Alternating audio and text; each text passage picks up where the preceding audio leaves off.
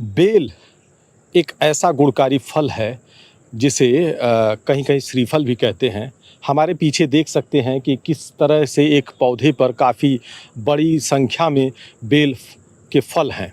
ये फल हालाँकि मार्च-अप्रैल में तैयार होते हैं, तभी ये पकते हैं, खाने के लिए होते हैं, लेकिन बेल काफ़ी गुणकारी पौधा होता है और इसका फल काफ़ी अच्छा है हमारे पेट के लिए, पाचन तंत्र के लिए काफ़ी अच्छा है। सबसे बड़ी चीज़ है कि बेल के लिए आचार्य नरेंद्र विश्वविद्यालय की कई सारी वैरायटियां हैं और बेल की सबसे उन्नत किस्मों में यहीं की वैरायटियों का स्थान है। यहाँ नरेंद्र बेल 5, नरेंद्र 7 और नरेंद्र 9 3 ऐसी क्वालिटी है जो कि बेल की खेती करने वाले किसानों का लगभग 70 से 80% इसी फसल से है, इसी किस्मों से है। और बेल की बात करें तो हमारी 3 वैरायटियाँ बहुत पुरानी प्रचलित हैं, लोगों के मतलब दिल में बसी हुई हैं। नरेंद्र बेल जो है 5 है, नरेंद्र बेल जो है 9 है, नरेंद्र बेल जो है 7 है।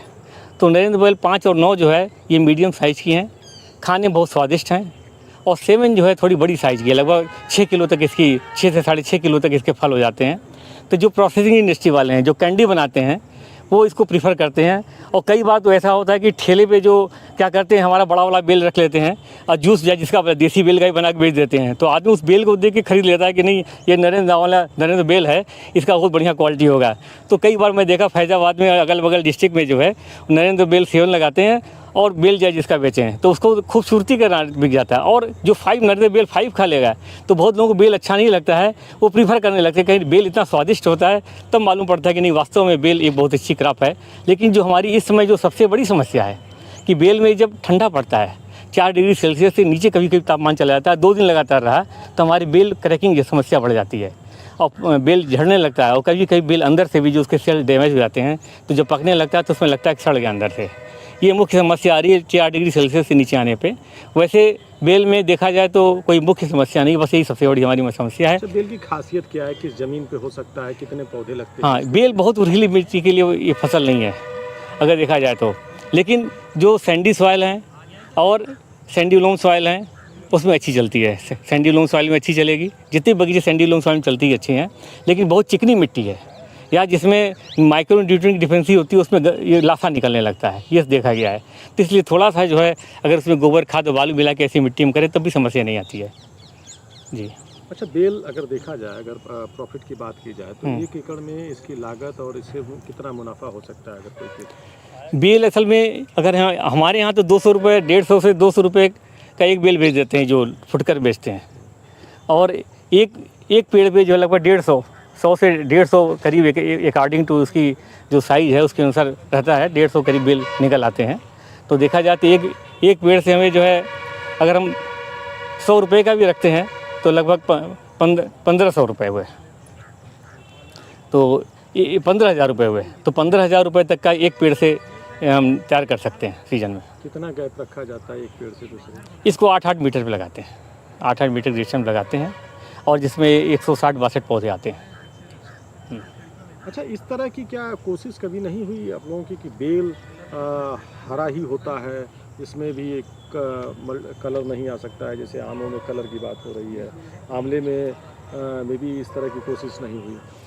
बेल का गूदा असल पीला होता है, इसमें मार्बोलेसिन एक कंपाउंड होता है जो कि पेट के लिए बहुत अच्छा है। तो इसकी मात्रा बढ़ जाती है, उसकी क्वालिटी और अच्छी होती है। दूसरा, रेशा कम होना चाहिए और बीज की मात्रा कम होनी चाहिए।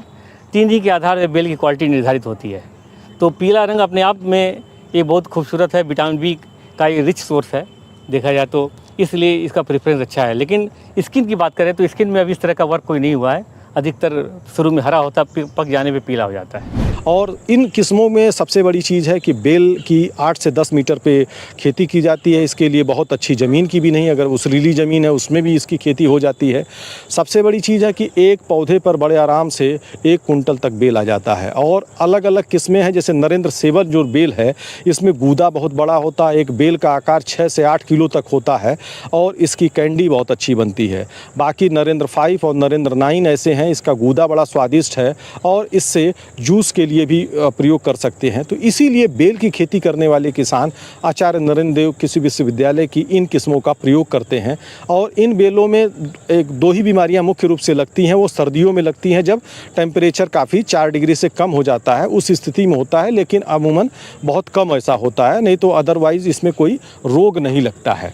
तो बेल अपने आप में एक महत्वपूर्ण फल है और इसकी खेती करने में किसानों को मुनाफा है। इसके साथ में हल्दी की खेती की जा सकती है, इसके साथ में अदरक की खेती कर सकते हैं, कई ऐसी खेती भी कर सकते हैं जिससे किसान की आय बढ़ जाती है।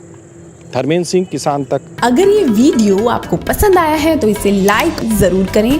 अगर चैनल अभी तक सब्सक्राइब नहीं किया है तो कर लें और नोटिफिकेशन पाने के लिए बेल आइकन भी दबा दें।